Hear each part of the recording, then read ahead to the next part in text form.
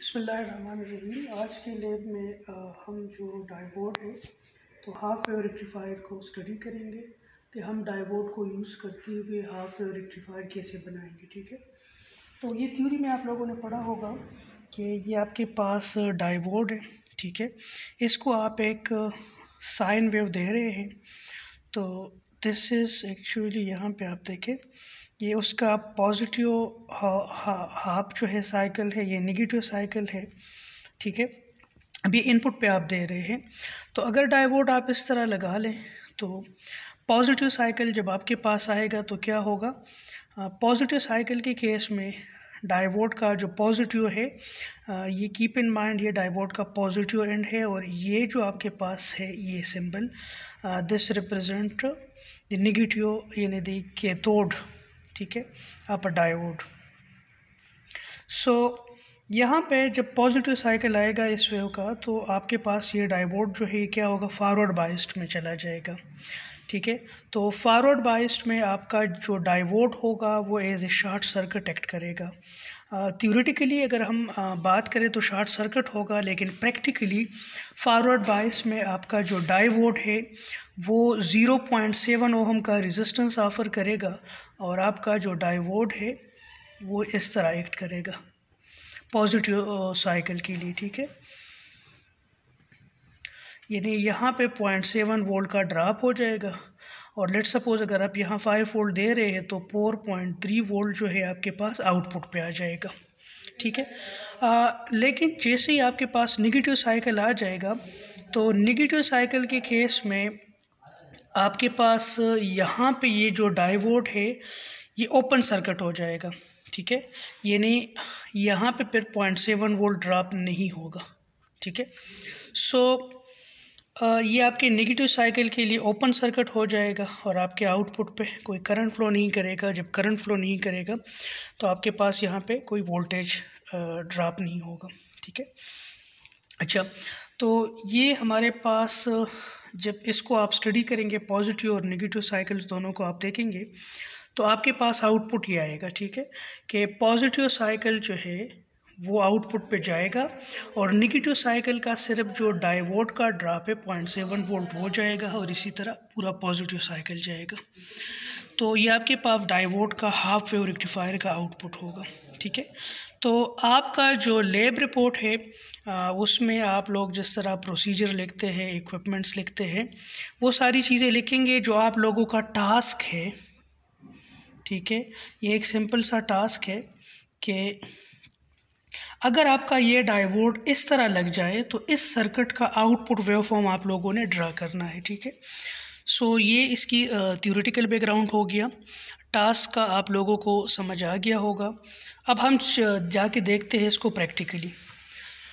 तो प्रैक्टिकली ये हमारे पास डायोड है। ठीक है, ये डायोड और ये रजिस्टर हमने लगा लिया। यहाँ पे ये डायोड पे ये जो मार्क है, ठीक है, ये जो सिंबल है ये आपके पास कैथोड को रिप्रेजेंट कर रहा है, और जो दूसरा एंड है ये आपके पास एनोड को रिप्रेजेंट कर रहा है। तो यहाँ पे अगर आप इसके साथ कंपेयर करें तो ये डायोड आपके पास इस तरह लगा हुआ है, जिसका जो कैथोड है ये रजिस्टर के साथ कनेक्ट है। तो यहाँ पे आप देखें डायोड का ये जो आपके पास कैथोड है ये रजिस्टर के साथ कनेक्ट है। अब यहाँ पे हम इनपुट देंगे। ठीक है, यहाँ पे क्या देंगे, इनपुट। तो इनपुट हम फंक्शन जनरेटर से देंगे। ये आपके पास फंक्शन जनरेटर है। सबसे पहले फंक्शन जनरेटर को आप अपने ऑसिलोस्कोप के चैनल 1 के साथ कनेक्ट करें, और पहले ये जो ऑसिलोस्कोप की ट्रिगरिंग है उसको आप सेट करें। ठीक है, तो ट्रिगरिंग सेट करने के लिए आप ऑसिलोस्कोप को ऑन करें।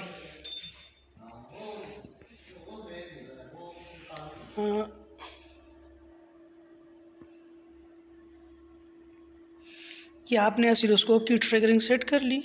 वहाँ से आप जो है 101 किलोहर्ट्ज़ का साइन वेव दे रहे हैं, तो यहाँ पे आके डिस्प्ले हो गया। ठीक है, चैनल 1 पे आपने इस चीज़ को डिस्प्ले कर दिया।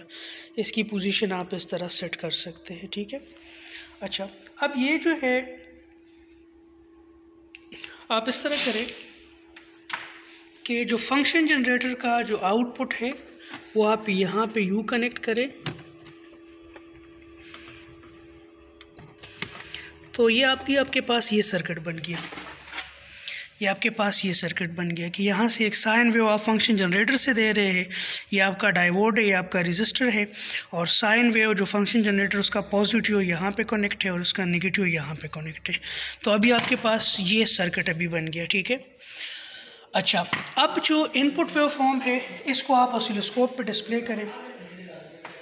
तो ऑसिलोस्कोप पे डिस्प्ले करने के लिए आप यूँ करें कि इसके पैरेलल में आप अपना ऑसिलोस्कोप लगा लें।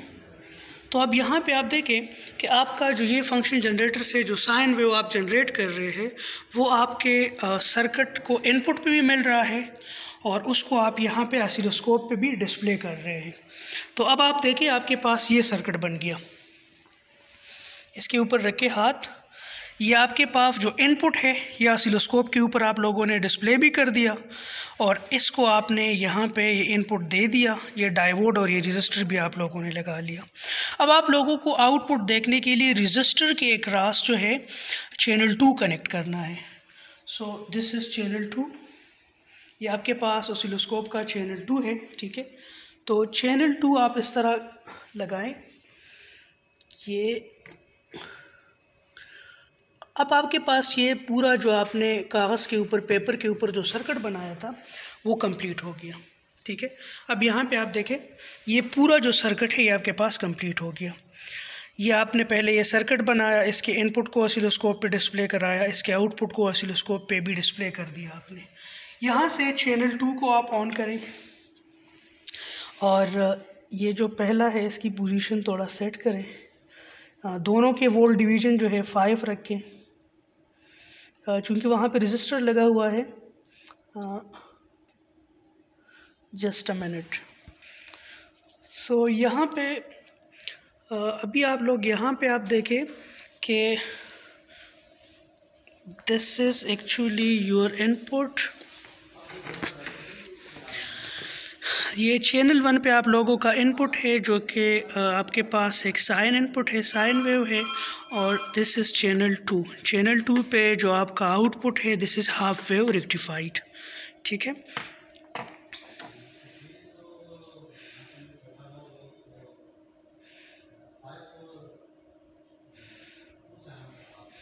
सो ये आप लोग जो है, आप लोगों का टास्क क्या है कि जब आप लैब में आएंगे तो आपने इस डायोड की पोजीशन को चेंज करना है, ठीक है।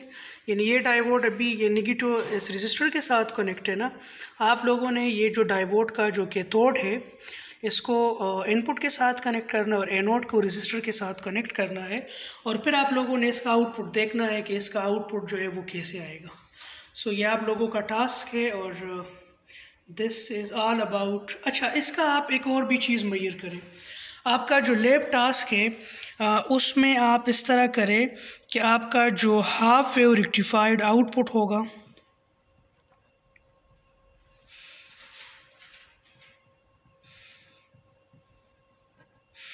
हाफ वेव जो रेक्टिफाइड आउटपुट होगा उसका आरएमएस वैल्यू, उसका एवरेज वैल्यू, ये आपके पास थ्योरेटिकली आप लोगों के पास कितनी आनी चाहिए, ठीक है, वो आप लोगों ने बताना है। ये आप लोगों का टास्क 2 हो गया कि आप लोगों ने पहले आप लोगों ने ये बताना है कि आरएमएस वैल्यू होती क्या है, उसको ब्रीफली आप लोगों ने डिफ़ाइन करना है। उसके बाद आप लोगों ने एवरेज वैल्यू के बारे में आप लोगों ने ब्रीफली बताना है कि एवरेज वैल्यू होती क्या है, और हाफ वेव रेक्टिफाई के केस में आपकी जो आरएमएस वैल्यू है वो कितनी होगी और आपकी जो एवरेज वैल्यू है वो आपके पास कितनी होगी। सो ये जो है टास्क 1 और टास्क 2 आप लोगों ने इस लैब रिपोर्ट के साथ जो है सबमिट करना है, एक्चुअली लैब रिपोर्ट का पार्ट होगा। So this is enough for today's lab. Okay.